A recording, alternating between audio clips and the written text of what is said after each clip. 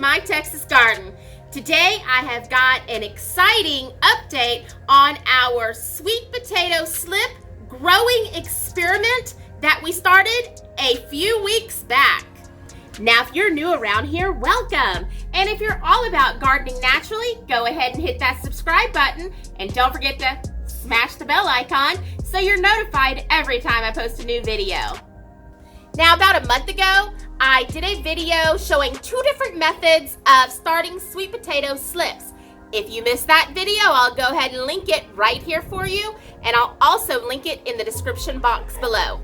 In that video, I showed you guys the water method and the dirt method of starting sweet potato slips. And I asked which one you thought would work the best. We're gonna find out those results right now. So here's our little potato that we started with the water method. Looks good, doesn't it? It's full of slips. I'm gonna go ahead and pull this out. And it has tons of roots here, tons of roots. And here is the dirt method. Bam, y'all! Look at this. Look at this. Look how big they are. Side-by-side comparison. What we're going to do now is we're going to come in here and we're just going to start separating out sweet potato slips. And we're going to pinch them off right as close to the plant as we can and try not to damage any roots that are already there. Okay? And because I don't want the roots to dry out at all, I'm going to go ahead and immediately put them back into some water. Make sure all that the roots are submerged in water.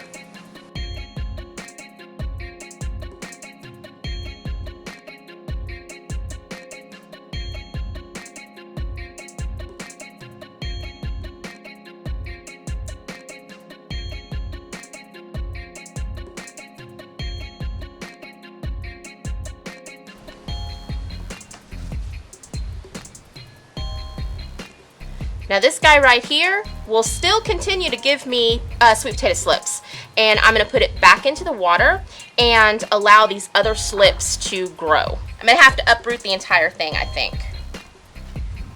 And I know that you guys are probably hearing a lot of wind. Well, we're outside, so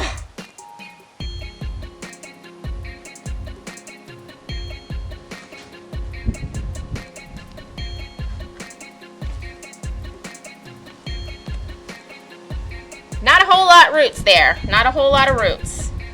Alright, so what we're going to do is come as close as we can to this potato right here, and we're just going to gently break it off just like that. And you see, we have no roots that have come with it.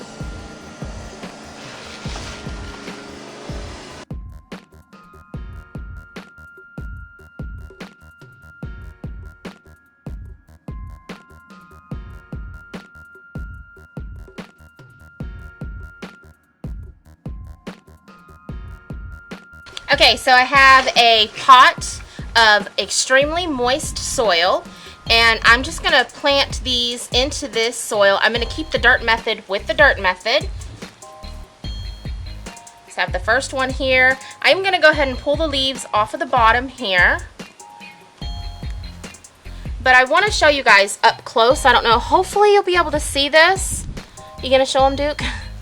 Alright, so along here we have got some root knots along here, and then some more right here, some more right there, so hopefully y'all can kind of see that. So I'm going to plant this right about here. So I'm going to go ahead and remove this leaf, and I'm going to remove this leaf, and I'm going to plant it to about right here. So you're just going to look at your plant, and you're going to see where the root knots are, and just give it a plant. And this soil is very, very moist, very, very wet.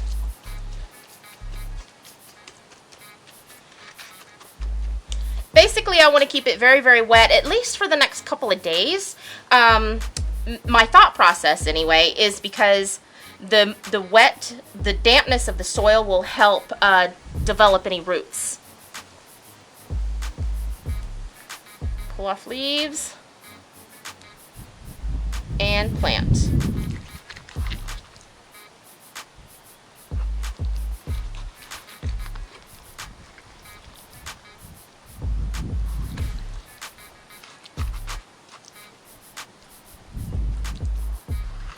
Make sure all existing roots are buried.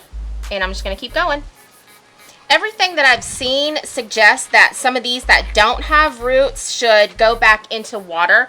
But we're going to try it using just super damp soil here. Remember, this is what experimenting is all about. Trial and error. That's how we learn.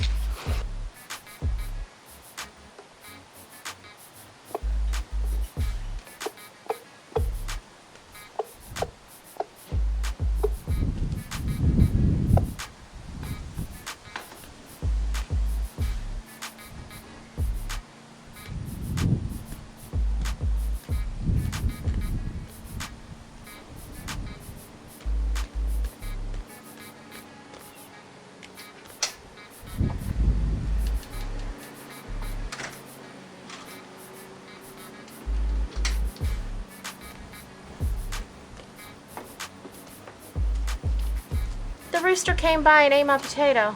Look at this. The rooster came by just now when I walked away to get a new jar, and he ate my potato. Okay, so we are done. So from the dirt method, I got 13 slips. And from the water method, I got 9. However, both methods are still producing slips. Okay, so my final thought.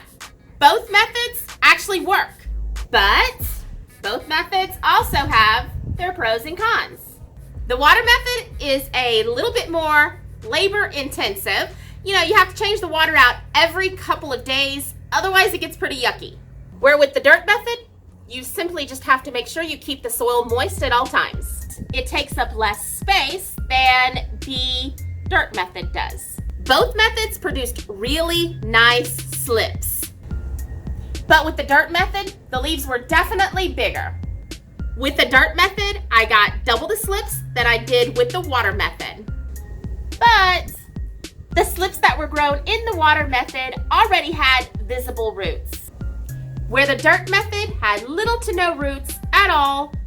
However, each slip had visible root knots that were already beginning to form roots. Now, with all of that said, I am going to hold my judgment on which method I believe works better over the other.